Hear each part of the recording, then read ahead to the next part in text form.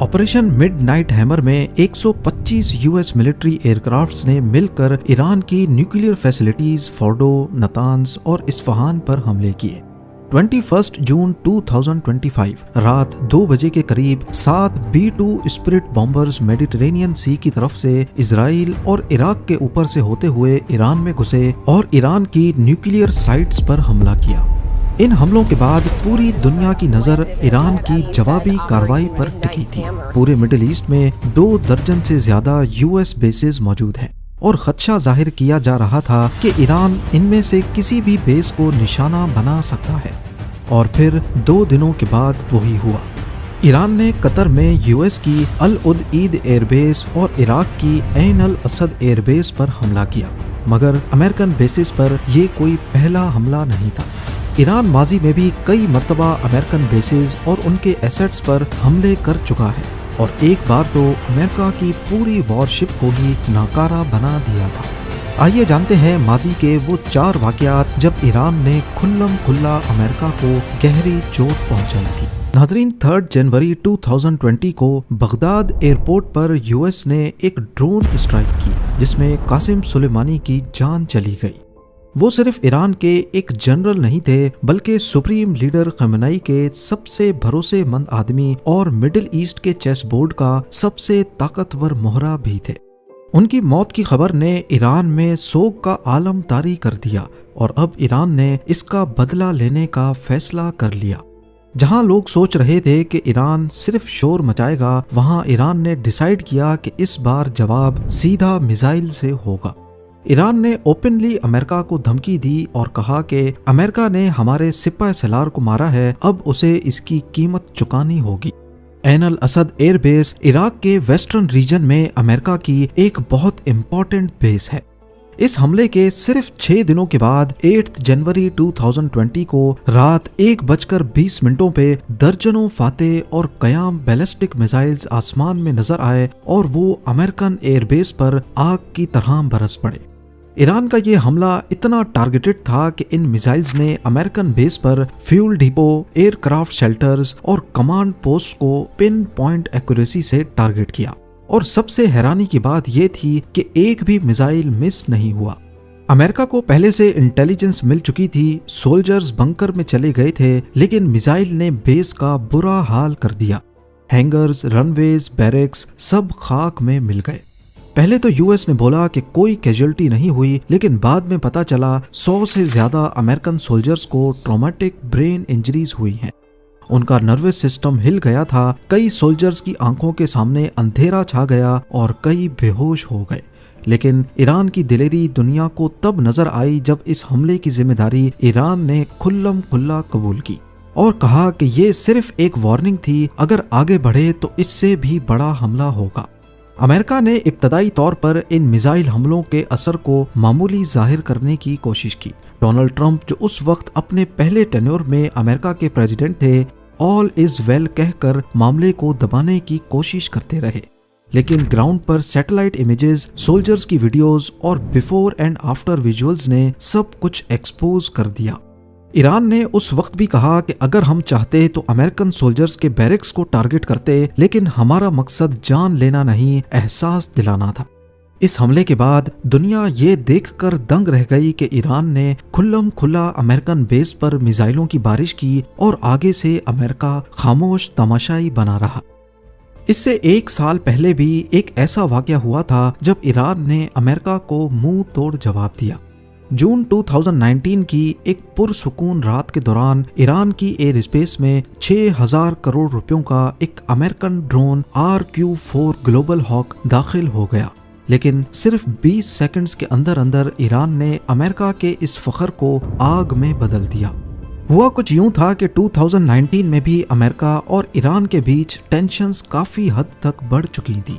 उस वक्त भी डोनाल्ड ट्रंप ही अमेरिका के प्रेसिडेंट थे और उन्होंने ईरान पर सख्त सैंक्शंस लगा दिए थे। दूसरे मुल्कों को मना कर दिया कि कोई भी ईरान से तेल ना खरीदे। इसकी वजह से ईरान की ऑयल एक्सपोर्ट्स तकरीबन 0 के बराबर हो गई थी। इन सैंक्शंस की वजह से ईरान भी चुप नहीं था। पर्शियन गल्फ के अंदर ऑयल टैंकर्स की वेसल्स पर छुप छुप कर ईरानी प्रॉक्सीज के जरिए हमले हो रहे थे।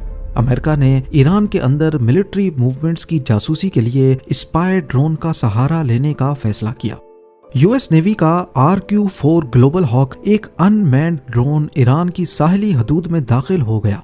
इस ड्रोन का काम था आसमान से दुश्मन की हर हरकत पर नजर रखना और बराह रास्त यूएस कमांड को इत्तला देना। ये ड्रोन ईरान की हदूद में 60,000 फीट्स पे फ्लाई कर रहा था, जहां पर आम एयर डिफेंस सिस्टम काम ही नहीं करते। ईरान ने अपना सेवम खुर्दाद मिसाइल सिस्टम यूज करते हुए ड्रोन को लॉक किया और फायर कर दिया। अमेरिका के वहमो गुमान में भी नहीं था कि ईरान का मिसाइल सिस्टम 60,000 फीट्स तक काम करेगा। नतीजा ये निकला कि मिसाइल सीधा ड्रोन के सेंटर में लगा और पर्शियन गल्फ के ऊपर आसमान आग की रोशनी से चमक उठा। ईरान के मुताबिक ये ड्रोन उनकी समंदरी सरहद के 15 किलोमीटर अंदर घुस चुका था, लेकिन यूएस का कहना था कि ड्रोन इंटरनेशनल एयर स्पेस में ही था। पहले तो ट्रंप ने ईरान पर एयर स्ट्राइक्स करने की धमकी दी, लेकिन फिर कोई एयर स्ट्राइक नहीं हुई। आइए अब चलते हैं 1987 में। ईरान इराक वॉर के दौरान पर्शियन गल्फ में बहुत ज्यादा टेंशन्स फैल गई थी। ईरान कुवैती ऑयल टैंकर्स को पर्शियन गल्फ में निशाना बना रहा था, जिसकी वजह से पूरी दुनिया में ऑयल का बहरान पैदा होने का खदशा था। यही वो वक्त था जब अमेरिका ने ऑपरेशन अर्नेस्ट विल लॉन्च किया, जिसमें यूएस नेवी की वॉरशिप्स कुवैती ऑयल टैंकर्स को प्रोटेक्शन देती और एस्कॉर्ट करके बाहिफाजत अरेबियन सी तक पहुंचाती। 1 साल तक चलने वाला ये ऑपरेशन वर्ल्ड वॉर 2 के बाद यूएस नेवल कॉन्वॉय का सबसे बड़ा ऑपरेशन था। लेकिन अमेरिका के ऑपरेशन के बावजूद टेंशन्स कम नहीं हुई। तब अमेरिका ने कुवैती ऑयल टैंकर्स को रीफ्लैग करने की परमिशन दे दी, यानी कुवैत के कई टैंकर्स पर कुवैती फ्लैग हटाकर अमेरिका का फ्लैग लहरा दिया गया और फिर ऐलान किया गया कि अमेरिकन फ्लैग वाली शिप पर अगर ईरान ने हमला किया तो ये अमेरिका पर हमला तस्वुर किया जाएगा। ईरान कुछ वक्त तक बर्दाश्त करता रहा, लेकिन फिर 16 अक्टूबर 1987 को उससे रहा नहीं गया। MVC आयल सिटी ऐसी ही एक कुवैती शिप थी जिसे रीफ्लैग करके अमेरिका का बना दिया गया था। ईरान ने Chinese made silk worm missile launch किया जो सीधा शिप के ब्रिज पर आकर लगा।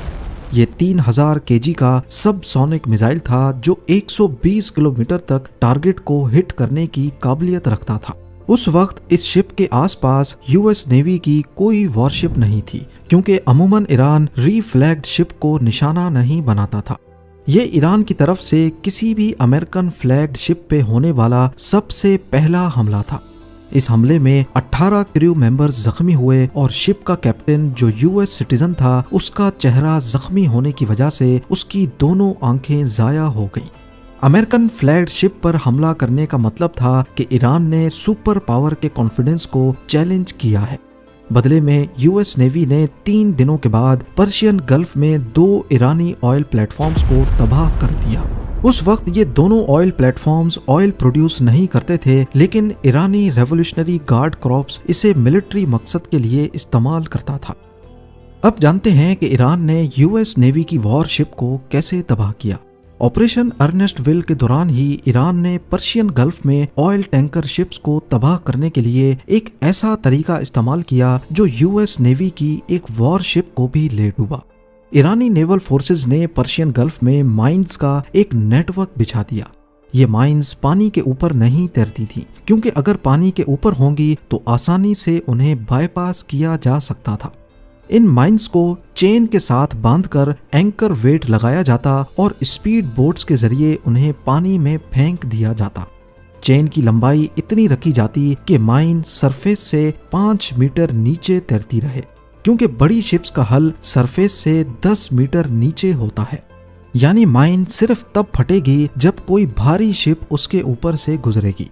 14 अप्रैल 1988 को ऑपरेशन अर्नेस्ट विल के दौरान ही एक यूएस नेवी की गाइडेड मिसाइल वॉरशिप, जिसे यूएसएस सैमुअल बी रॉबर्ट्स कहा जाता था, ऑपरेशन में हिस्सा लेने के लिए अभी अभी पहुंची ही थी कि पर्शियन गल्फ के बीच में वो ईरानी कॉन्टैक्ट माइन का शिकार हो गई। यूएस नेवी की शिप का हल 21 इंच तक खुल गया, इंजन रूम में पानी भर गया और 2 टरबाइन्स खराब हो गए।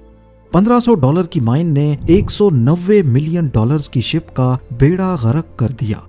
इस हमले के बाद उस एरिया को अच्छी तरह सर्च करने पर यूएस नेवी को ईरानी माइंस का बिछाया हुआ एक पूरा नेटवर्क मिल गया। 4 दिनों के बाद यूएस फोर्सेस ने ईरान पर जवाबी वार किया। यूएस शिप्स, एयरक्राफ्ट्स और ट्रूप्स ने 2 ईरानी ऑयल प्लेटफॉर्म्स और एक ईरानी IRIS सहंद नामी वॉरशिप को तबाह कर दिया। इस हमले में एक यूएस मेरीन का हेलीकॉप्टर जबकि 2 पायलट्स मारे गए। इतिहास गवाह है कि जब से ईरान में प्रो अमेरिकन गवर्नमेंट का खात्मा हुआ है, ईरान पर मुख्तलिफ सैंक्शंस लगाने और उनके खिलाफ घेरा तंग करने के बावजूद वो अमेरिका जैसी सुपर पावर को भी जवाब देने में कतराते नहीं है। इस बारे में आपकी क्या राय है, मुझे कमेंट सेक्शन में ज़रूर बताइएगा। उम्मीद है जेम टीवी की ये वीडियो भी आप लोग भरपूर लाइक और शेयर करेंगे। मिलते हैं अगली शानदार वीडियो में।